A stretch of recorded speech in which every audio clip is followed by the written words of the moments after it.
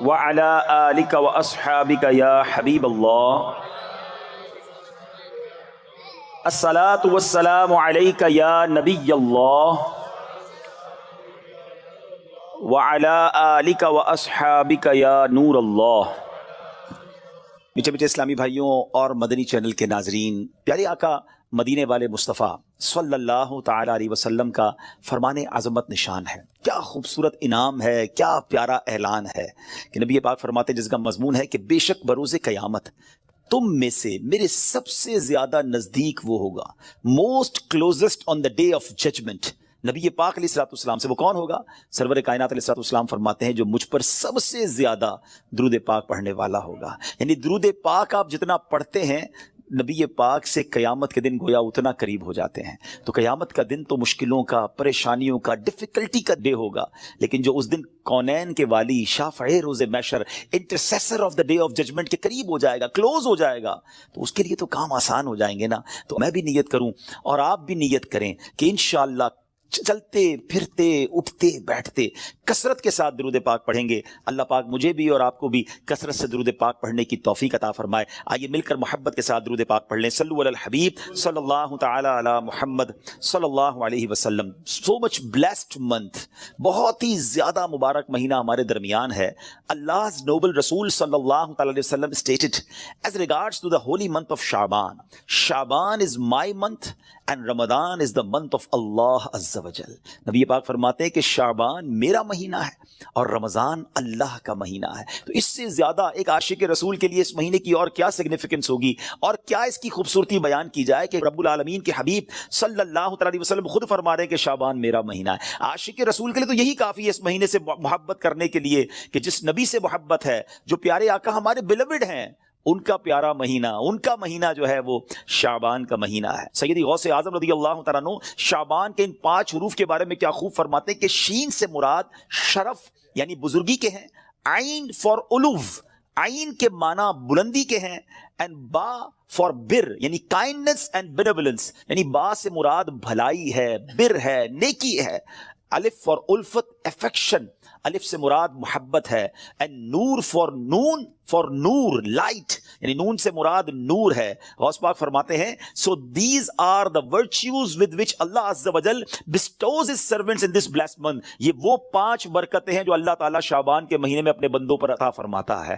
یعنی یہ وہ مہینہ ہے جو شرف ملنے کا، علو یعنی بلندی ملنے کا، بر یعنی بھلائی ملنے کا، الف یعنی الفت ملنے کا، اور نون یعنی نور ملنے کا دن ہے۔ اب یہ خوش نصیب ہوتے ہیں جو اس مہینے میں اللہ کو راضی کرنے والے کام کرتے ہیں، رب کریم کی رحمتوں سے یہ 5 چیزیں حاصل کر لیتے ہیں۔ انفارچونیٹلی کچھ لوگ ایسے ہوتے ہیں کہ شعبان آ بھی جائے تو ان کی لائف میں کوئی چینج ہی نہیں آتا، وہ اپنی لائف میں کوئی ایکسپیرینس نیکی کی طرف اپنا بڑھاتے ہی نہیں ہے۔ غور کیجئے میٹھے اسلامی بھائیوں کہ آج ہماری زندگی میں کیا چینج آیا ہے۔ سرکار علیہ الصلوۃ والسلام کے جو ڈیوٹیز تھے، جو صحابہ کرام تھے، وہ کیا کرتے تھے کہ جب رجب کا مہینہ آتا وہ عبادتوں کی طرف رجوع لاتے اور ساتھ ساتھ کیا کرتے، اپنے معاملات کو سمیٹنا شروع کرتے۔ شعبان کا مہینہ آتا تو کاروباری لوگ اپنا لینا دینا کر لیتے، حکمران کیا کرتے، اپنا جناب سارا معاملہ جو ہے وہ عدالت کا سیٹل ڈاؤن کر لیتے، اور اس کے بعد رمضان آتے ہی وضو کر کے اعتکاف میں بیٹھ جاتے۔ Actually the month of Shaban is the preparation of Ramadan, لیکن بہت سارے لوگوں کو تو کچھ اس کا احساس ہی نہیں ہے۔ So please try to understand that we are in the mid of Shaban right now. Half of Shaban already gone. But آدھا شعبان تو پہلے ہی چلا گیا ہے، اب آدھا ہی تو رہ گیا ہے جس میں برکتیں لوٹنی ہیں اور جس میں اللہ کریم کی رحمتیں ہم سب نے حاصل کرنی ہیں۔ مزید سنتے ہیں انشاءاللہ کہ شعبان المعظم کی کیا خوبصورت فضائل ہیں اور نبی پاک علیہ الصلوۃ والسلام کا اس میں ایٹیٹیوڈ کیا تھا، پیارے آقا کا اس میں انداز کیا تھا۔ نبی پاک کا سب سے زیادہ پسندیدہ مہینہ بی بی عائشہ فرماتی ہیں شعبان کا ہے، میرے آقا اس میں روزے رکھتے رکھتے رکھتے اس کو رمضان سے ملا دیتے۔ اللہ اکبر، اللہ کے حبیب علیہ الصلوۃ والسلام اتنے روزے رکھتے۔ اچھا یہ کیوں رکھتے تھے؟ What is the reason behind this؟ ذرا یہ بھی سن لیجئے کہ نبی پاک علیہ الصلوۃ والسلام ہماری تعلیم کے لیے کیا شاندار جملہ ارشاد فرماتے ہیں۔ سیدنا اسامہ بن زید رضی اللہ تعالیٰ عنہ said, I asked یا رسول اللہ صلی اللہ تعالیٰ علیہ وسلم, I see that you observe fast more extensively in the month of Shaban than any other month. حضور میں آپ کو دیکھتا ہوں کہ آپ باقی تمام مہینوں سے زیادہ شعبان میں روزوں کی کثرت فرماتے ہیں۔ یقیناً اس میں رمضان کے روزے تو الگ ہیں، باقی مہینوں کی بات ہو رہی ہے۔ The Holy Prophet صلی اللہ تعالیٰ علیہ وسلم replied, it is a month between Rajab and Ramadan. یہ مہینہ ہے جو رجب اور رمضان کے درمیان ہے. People are neglectful to it. لوگ اس سے غفلت میں ہیں. In this month, the deeds of people are ascended towards Allah Azza wa Jal. یہ وہ مہینہ ہے جس میں اللہ کی بارگاہ میں بندوں کے اعمال پیش کیے جاتے ہیں. And I love that. My deeds to ascended in a state when I am observing fast. میں چاہتا ہوں جب میرے اعمال اللہ کی بارگاہ میں پیش کیے جائیں اس وقت میں روزے سے ہوں.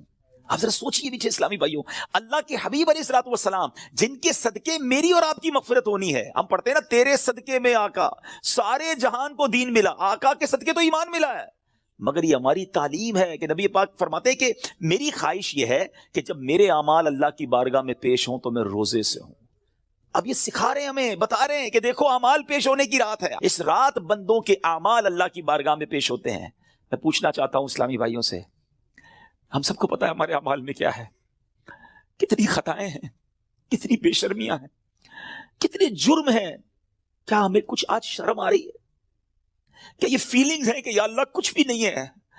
آج ہمارے اعمال تیرے دربار میں آ رہے ہیں, ہم جانتے ہیں اس میں اپنے کالے کر دیے اپنے نامہ اعمال, کچھ نہیں مالک تیری بارگاہ میں پیش کرنے کو. اور میرے کریم, ہم پہلے سے اس بات کا اقرار کرتے ہیں کہ ہم امتحان میں فیل ہیں. وی آر لاسٹ یا اللہ عز و جل. مگر مالک آج مغفرت کی رات ہے, آج رحمت کی رات ہے. اگر تیری رحمت صرف اچھوں پر برستی رہی تو ہم کدھر جائیں گے؟ آج گر گڑانا ہے میرے میٹھے اسلامی بھائیوں. آج کی رات وہ رات ہے, روایتوں میں مضمون ملتا ہے کہ آج آسمان دنیا سے یہ ندا دی جاتی ہے کہ ہے کوئی مانگنے والا کہ اس کی مراد پوری کی جائے. ہے کوئی مغفرت کا طلبگار کہ اس کی مغفرت کر دی جائے. ہے کوئی توبہ کرنے والا کہ اس کی توبہ قبول کی جائے. تو آج تو اعلان ہو رہا ہے نا, لیکن کیا ہم اس کیفیت میں ہیں کہ ہم اللہ کی بارگاہ میں اس طرح گر گڑا رہے ہیں کہ مولا بس آج معاف کر دیجیے؟ ورنہ حالت تو یہ ہے, وہ پنجابی شاعر لکھتے ہیں نا, جے میں ویکھاں عملہ ولے کچھ نہیں میرے پلے. کچھ ہے ہی نہیں, ایوریتھنگ لاسٹ. ہم نے ساری زندگی بیکار کاموں میں تو گزاری, نیکیاں کی تو اس میں اخلاص نہیں, ریاکاری. جے میں ویکھاں عملہ ولے کچھ نہیں میرے پلے, پر جے ویکھاں میں رحمت رب دی بلے بلے بلے. اس رات کا احادیث میں کس انداز سے ذکر ہوا. The mother of believer سیدتنا عائشہ صدیقہ رضی اللہ تعالی عنہا stated, I heard that holy prophet صلی اللہ علیہ وسلم saying, Allah Azza wa Jal opens the portal of mercy in 4 nights. Bibi Aisha کہتی ہے میں نے نبی پاک علیہ الصلوۃ والسلام سے سنا ہے کہ اللہ اپنی رحمتوں کے دروازے, رحمتوں کی جو برسات ہے وہ ان 4 راتوں میں برساتا ہے. مضمون حدیث ہے. نمبر 1, the night of عید الاضحیٰ, وہ رات جو عید الاضحیٰ سے پہلے آتی ہے. نمبر 2, the night of عید الفطر, جس کو چاند رات ہم کہتے ہیں. رمضان کے بعد جو رات آتی ہے صبح عید ہوتی ہے. یہاں میں عرض کرتا چلوں کہ وہ رات بھی تو کچھ دنوں میں آئے گی, مگر اس رات کیا ہوتا ہے؟ طوفان بدتمیزی ہوتا ہے. یہ رحمت کی رات ہے, یہ مغفرت کی رات ہے. Number 3, Bibi Aisha said that 15th night of Shaban, as in this night the names of those destined to die this year. 15 شعبان کی رات, اور اس رات اس سال مرنے والوں کے نام بھی لکھے جاتے ہیں. Provision of sustenance of people and the names of those who shall perform Hajj that year are inscribed. آپ فرماتی کہ نبی پاک نے فرمایا اس رات اس سال میں کس کو کتنا رزق دیا جائے گا یہ بھی شب برات لکھا جاتا ہے, اور اس سال کون کون حج کرے گا یہ نام بھی شب برات لکھے جاتے ہیں. اتنی نازک رات. The 4th night, night of Arafah, the night between the 8th and 9th of Dhul Hijjah until the azan of Fajr. 8 اور 9 ذو الحجہ کی درمیان کی رات, یہ سال مرنے والوں کے نام بھی لکھے جاتے ہیں. Provision of sustenance of people and the names of those who shall perform Hajj that year are inscribed. آپ فرماتی کہ نبی پاک نے فرمایا اس رات اس سال میں کس کو کتنا رزق دیا جائے گا یہ بھی شب برات لکھا جاتا ہے, اور اس سال کون کون حج کرے گا یہ نام بھی شب برات لکھے جاتے ہیں. اتنی نازک رات. The 4th night, night of Arafah, the night between the 8th and 9th of Dhul Hijjah until the azan of Fajr. 8 اور 9 ذو الحجہ کی درمیان کی رات, یہ چوتھی رات ہے جو رحمتوں کے دروازے کھول دیے جاتے ہیں, اور یہ عرفہ کی رات کہلاتی ہے. Dear Islamic brothers, how critical the 15th night of Shaban al-Muazzam is. کتنی نازک رات ہے. No one knows what will be predestined for him. Sometimes a person is heedlessly busy in these activities while mishaps are destined for him.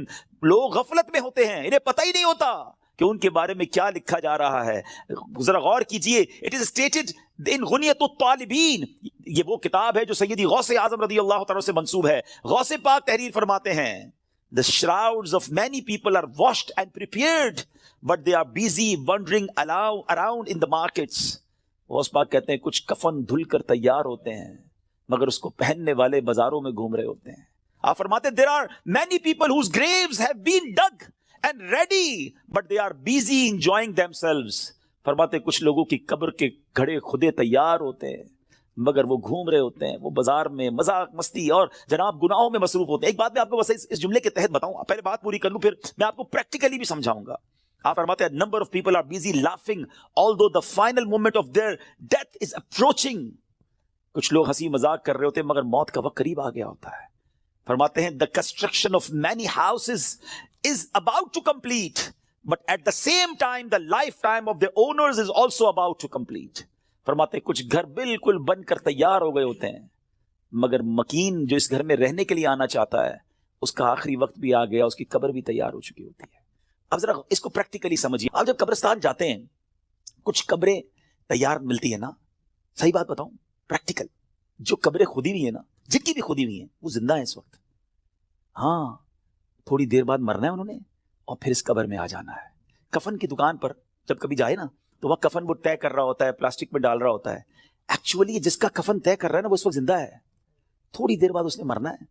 یہ کفن خریدنے کوئی آئے گا دکان سے, اس کو کفن پہنایا جائے گا, اور جو قبر تھوڑی دیر پہلے گورکن نے یا ایک دن پہلے کھودی تھی یہ اس کے لیے کھودی تھی جو زندہ ہے. تو مجھے اور آپ کو پتا نہیں ہے کہ ہماری قبر خودی بھی کہیں ریڈی تو نہیں ہے, کہیں کفن طے تو نہیں ہو رہا. آگاہ اپنی موت سے کوئی بشر نہیں, سامان 100 برس کا ہے پل کی خبر نہیں. Dear Islamic brothers, this is the very crucial night. بہت زیادہ نازک رات ہے. اس رات کتنی مغفرت ہوگی, کتنے لوگ بخشے جائیں گے. سیدنا عائشہ صدیقہ رضی اللہ تعالیٰ عنہ has reported that the Holy Prophet sallallahu alaihi wasallam said, Jibreel alayhi salam came to me and said, this is the 15th night of Shaban. Allah Azza wa Jal frees as many people from the hell as the number of the hairs on the goats of the tribe of Kalb. پیارے آقا فرماتے ہیں جبریل امین میرے پاس آئے اور آ کر عرض کی کہ حضور آج 15 شعبان کی رات ہے. اللہ تعالیٰ اتنے لوگوں کو جہنم سے آزاد فرمائے گا جتنے قبیلہ بنی کلب کی بکریوں کے بالوں کی تعداد ہے. What is the meaning of that? میں اور آپ تو اپنے سر کے بال کاؤنٹ نہیں کر سکتے, ایک گوٹ کے, ہم ایک بکری کے بال کاؤنٹ نہیں کر سکتے. قبیلہ بنی کلب تو سب سے زیادہ بکریاں پالا کرتا تھا. اٹ مینز ملینز بلینز لوگ آج کی رات بخشے جائیں گے. مگر but he as well does not cast merciful sight at an infidel. اس رات بھی کچھ لوگ ایسے ہیں جن پر اللہ تعالیٰ نظر رحمت نہیں فرمائے گا. انفیڈل مشرک پر نظر رحمت نہیں فرمائے گا.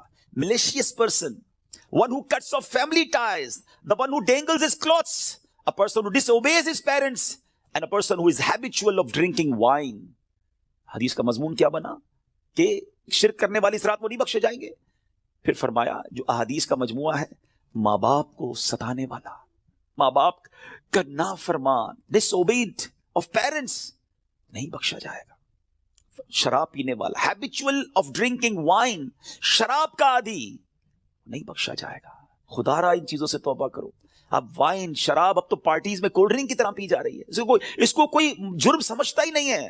ٹرائی ٹو انڈرسٹینڈ یہ کتنا بڑا سن ہے, یہ کتنا بڑا گناہ ہے کہ جس رات کروڑوں اربوں لوگ بخشے جا رہے ہیں, شرابی نہیں بخشا جا رہا. توبہ کر لیجئے, چھوڑ دیجئے ان بری عادتوں کو, ڈرگز کو چھوڑ دیجئے please. My dear viewers, my youngster brothers, western world میں بدقسمتی سے جب سنتے تو دل جلتا ہے کہ مسلمان کہلانے والے بڑی تعداد میں ڈرگز کا یوزیج کر رہے ہیں. کدھر جائیں گے ہم؟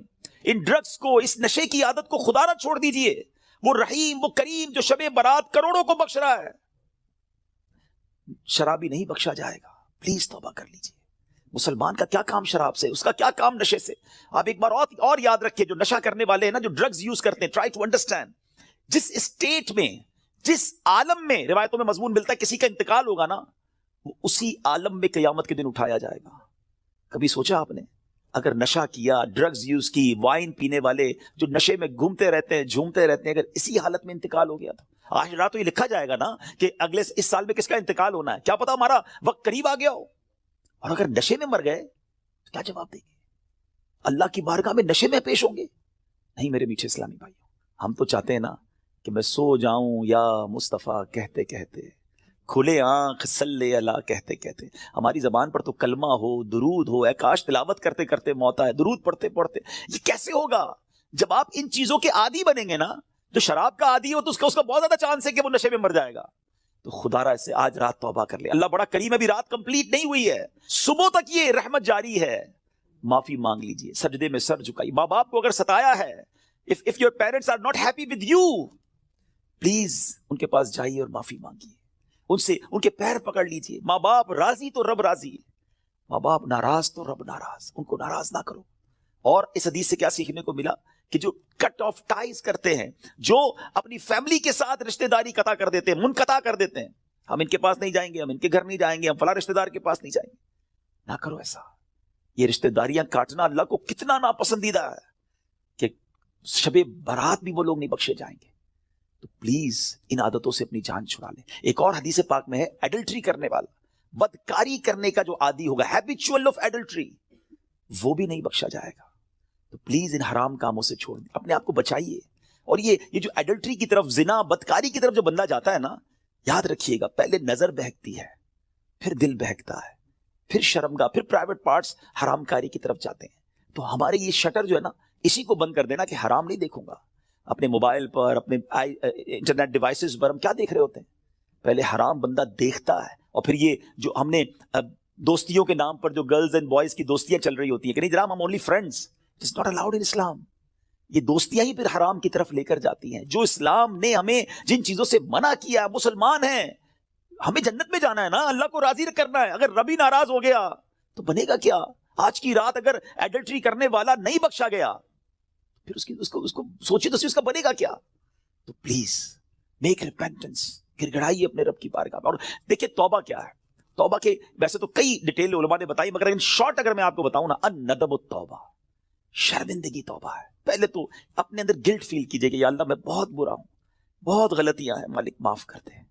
اور پھر آئندہ نہ کرنے کا پکا ارادہ، اے اللہ اب نہیں کروں گا، میں تجھ سے وعدہ کر رہا ہے، پرومس ان یور کورٹ یا اللہ عز و جل، give please accept my repentance, میری توبہ قبول کرنے مالک، اب نہیں کروں گا. تو یہ پکی توبہ انشاءاللہ، کیا پتا اللہ کریم کی آج رحمت برس جائے اور وہ ہمیں آج معاف کر دے. بٹ بیوٹیفل انسیڈنٹ، کیا خوبصورت واقعہ ذرا ایمان کی چاشنی کے ساتھ سنی. امیر المومنین سیدتنا عمر بن عبد العزیز رحمۃ اللہ تعالی علیہ was once busy in worship in the 15th night of شعبان. حضرت عمر بن عبد العزیز امیر المومنین تھے جس وقت 15 شعبان کی رات عبادت میں مصروف ہیں. When he raised his head, he found a green slip of paper whose refulgence was extending up to the sky. جب وہ اپنے سر اٹھاتے نا تو اپنے ساتھ ایک گرین کلر کا پیپر دیکھتے ہیں جس کا نور آسمانوں تک جا رہا ہوتا ہے. It was bearing the words، اس میں لکھا ہوا کیا ہے؟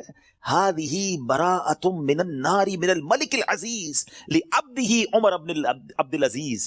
Meaning this is an order of absolution from the hellfire sent from Allah Azza wa Jal, the omnipotent, for his servant Umar bin Abdul Aziz rahmatullahi ta'ala. یہ اللہ کی طرف سے اپنے بندے عمر بن عبد العزیز کے لیے جہنم کی آگ سے آزادی کا پروانہ ہے. ہائے ہائے ہائے، جس سے رب راضی ہو ان کو ایسے انعامات عطا ہوتے ہیں. تو میرے میٹھے اسلامی بھائیوں اور مدنی چینل کے ناظرین، ذرا سوچئے کہ ہم نے بھی تو اللہ سے مغفرت لینی ہے نا، ہم نے بھی تو اپنے رب کو راضی کرنا ہے. ہمارے بزرگان دین ہمیں سمجھاتے ہیں کہ یہ دنیا جی لگانے کی نہیں ہے. It's not too long, we have to go, we have to die. ہم سب کو اس دنیا سے جانا ہے. ذرا امیر المومنین حضرت ابوبکر صدیق رضی اللہ عنہ کا فرمان سنیں. وہ کیا کہتے ہیں؟ the leader of the believers سیدنا صدیق اکبر رضی اللہ عنہ would say during the sermon، ان کا ایک انداز ہوتا تھا، وہ خطبے کے دوران کیا کہتے ہیں؟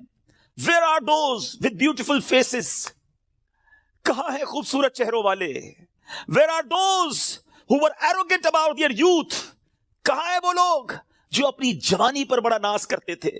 where have those kings gone who had magnificent cities constructed and had them fortified with giant forts.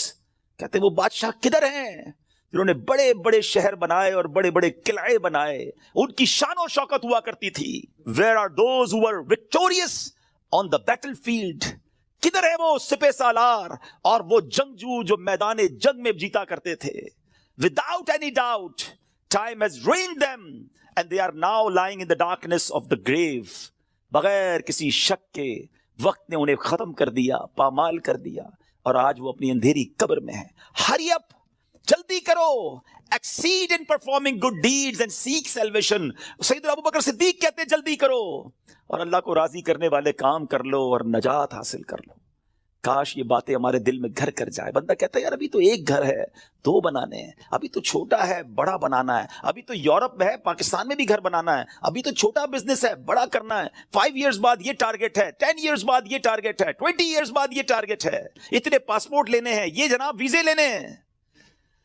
مگر پتہ بھی نہیں چلتا اور بندہ کیسے دنیا سے چلا جاتا ہے. آئیے میں آپ کو ایک اور واقعہ سناؤں. سیدنا عمر بن عبدالعزیز جن کو براءت کا پروانہ ملتا ہے, یہ امیر المؤمنین ہیں, کس قدر نیک ہیں. ایک بار ایک جنازے کے ساتھ قبرستان تشریف لے گئے. ہم بھی گئے گریو یارڈ, ہم بھی جاتے ہیں جنازے میں, ہماری کیا کیفیت ہوتی ہے. Look at the feeling of سیدنا عمر بن عبدالعزیز رضی اللہ تعالیٰ عنہ when he visited graveyard. وہاں ایک قبر کے پاس بیٹھ کر غور و فکر میں ڈوب گئے. کسی نے عرض کی اے امیر المومنین آپ یہاں تنہا کیوں تشریف فرمائیں؟ فرمایا ابھی مجھے قبر نے مجھے پکار کر بلایا اور بولی اے عمر بن عبدالعزیز مجھ سے کیوں نہیں پوچھتے میں اپنے اندر آنے والوں کے ساتھ کیا برتاؤ کرتی ہوں. میں نے اس قبر سے کہا مجھے ضرور بتا. وہ کہنے لگی جب کوئی میرے اندر آتا ہے تو میں اس کا کفن پھاڑ کر جسم کے ٹکڑے ٹکڑے کر ڈالتی ہوں اور اس کا گوشت کھا جاتی ہوں. کیا آپ مجھ سے یہ نہیں پوچھیں گے میں اس کے جوڑوں کے ساتھ جوائنٹس کے ساتھ کیا کرتی ہوں؟ میں نے کہا یہ بھی بتاؤ. تو کہنے لگی ہتھیلیوں کو کلائیوں سے, گھٹنے کو پنڈلی سے, پنڈلیوں کو قدموں سے جدا کر دیتی ہوں. اتنا کہہ کر حضرت عمر بن عبدالعزیز ہچکیاں لے کر رونے لگے. جب کچھ افاقہ ہوا, کچھ اسی طرح عبرت کے مدنی پھول لٹانے لگے کہ اے اسلامی بھائیوں اس دنیا میں ہمیں بہت تھوڑا عرصہ رہنا ہے. جو اس دنیا میں صاحب اقتدار ہے وہ آخرت میں انتہائی ذلیل و خوار ہوگا.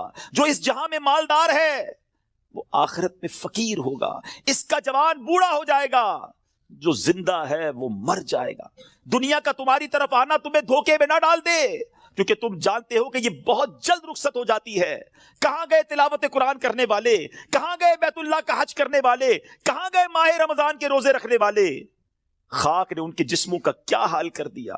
اے میرے میٹھے اسلامی بھائیوں, یہاں عمر بن عبدالعزیز رضی اللہ تعالیٰ جھنجھوڑ رہے ہیں کہ عبادت بھی کرنی ہے تو اخلاص کے ساتھ کرنی ہے, اور اگر عبادت بھی دکھلاوے والی ہے تو قبر میں ان کا بھی حال برا ہو جائے گا. حضرت عثمان غنی رضی اللہ تعالیٰ کا ایٹیٹیوڈ آپ کو بتاؤں کہ عثمان غنی رضی اللہ تعالیٰ قطعی جنتی ہیں.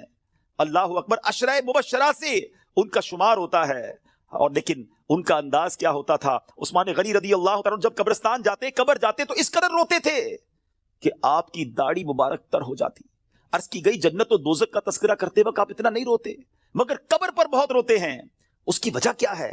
فرمایا میں نے نبی اکرم صلی اللہ علیہ وسلم کو فرماتے ہوئے سنا ہے قبر آخرت کی سب سے پہلی منزل ہے.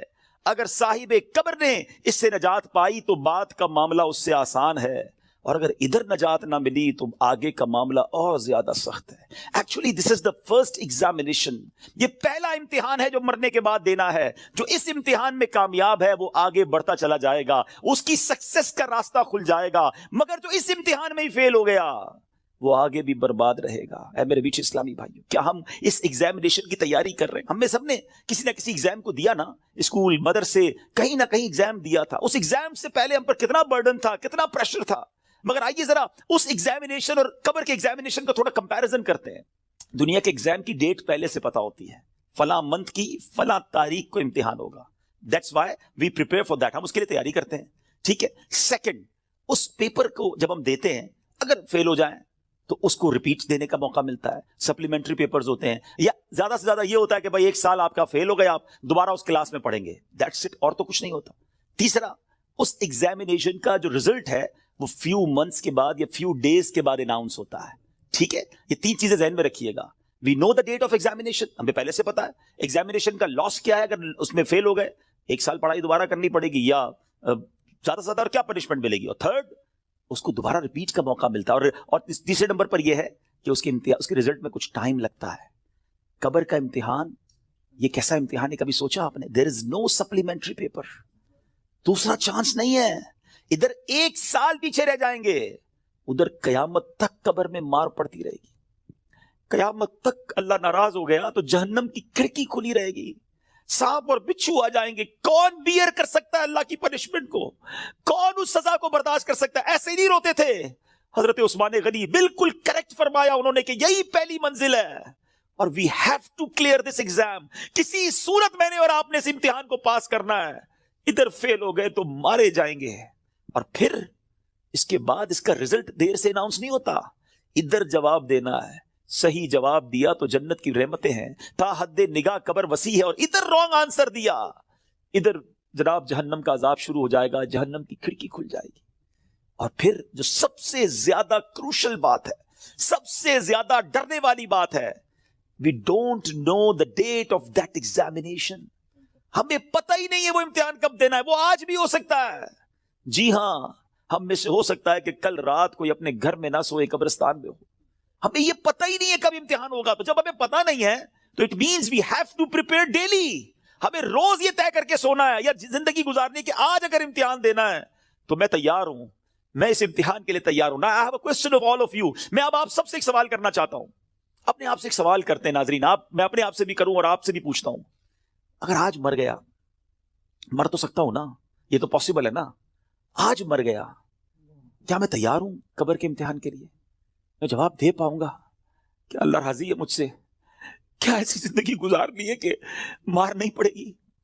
تو پھر تو ٹھیک ہے، if the answer is yes then it's okay، اور اگر آنسر یہ نہیں آ رہا دل سے کہ نہیں ابھی تو بہت گناہ ہیں، بڑی خطائیں ہیں، توبہ کرنی ہے، اچھا بننا ہے، نمازیں بھی کئیوں کی قضا ہو رہی ہیں، حرام روزی بھی چل رہی ہے، حرام چیزوں کو دیکھ بھی رہا ہے، حرام سن بھی رہا ہے، جھوٹ بھی زبان سے گیا نہیں ہے، غیبتیں بھی جاری ہیں، ماں باپ الگ پریشان ہیں، فیملی الگ ٹینشن میں ہے، روزی حرام بھی چل رہی ہے، ابھی نہیں مرنا بھائی، ابھی تو توبہ کرنی ہے۔ تو پھر بتاؤ نا کب توبہ کرو گے، کب قبر کی تیاری کرو گے؟ ابھی تو سنا کہ یہ اچانک موت کا ہوگا شکار، پتہ بھی نہیں چلتا۔ روز صبح کئی لوگ گھر سے نکلتے ہیں اور کہہ کر جاتے ہیں کہ میں جب ایوننگ میں واپس آؤں گا نا تو یہ والا کھانا بنا کے رکھنا، یہ والے میرے کلوتھس استری کر کے ذرا ریڈی کر کے رکھنا، have to go with my friends. بندہ واپس نہیں آتا، لاش واپس آتی ہے۔ ایسا ہوتا ہے نا، ہمارے ساتھ بھی ایسا ہی ہوگا، پتہ ہی نہیں ہوگا، اور لوگ کہیں گے یار ہمارے ساتھ ہی تو تھے آج، ارے صبح ملاقات ہوئی تھی، کل تو کھانا ساتھ کھایا تھا، اس کا انتقال ہو گیا۔ آج آپ کہتے ہیں نا کسی کے بارے میں، ایسے ہمارے بارے میں کوئی کہے گا، تھوڑے دن تک لوگ یاد رکھیں گے، اس کے بعد ہم ہوں گے، ہماری قبر ہوگی، ہمارے اعمال ہوں گے۔ اگر چین میں ہوں گے نا تو پھر ٹھیک ہے، اگر زندگی نماز پڑھتے ہوئے گزر رہی ہے، سنتوں کے مطابق ہے، حلال روزی کما رہے ہیں، درود پڑھ رہے ہیں، تلاوت قرآن ہو رہی ہے، حرام چیزوں سے بچ رہے ہیں، نیکی کی دعوت کے کاموں میں انوالو ہیں، تو پھر تو انشاءاللہ خیر ہو جائے گی انشاءاللہ۔ پھر تو نبی پاک تشریف لائیں گے اور پھر اعلیٰ حضرت لکھتے ہیں نا، قبر میں لہرائیں گے، میں کتنا برا ہوں،